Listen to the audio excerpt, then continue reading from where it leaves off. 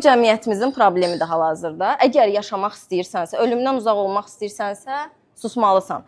Meşənin də səssizliyi bu idi əslində.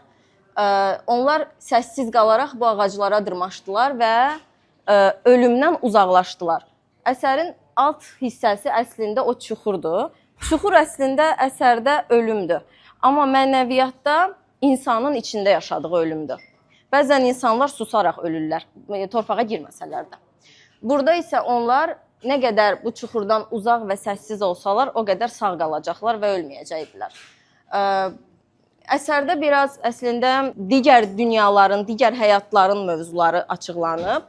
Hansı ki, biz indi canlı insanlarıq, təbii ki, burada yaşadığımız bir həyat var. Amma bizim görmədiyimiz bir həyat da var. Həmin həyatda olan insanlar da sağ qalmaqdan ötürü hansısa mədəniyyətləri məhv eləyirlər. Buradakı insanlar da təbii ki, bir-birlərini məhv eləməkdən ötürü çalışırlar.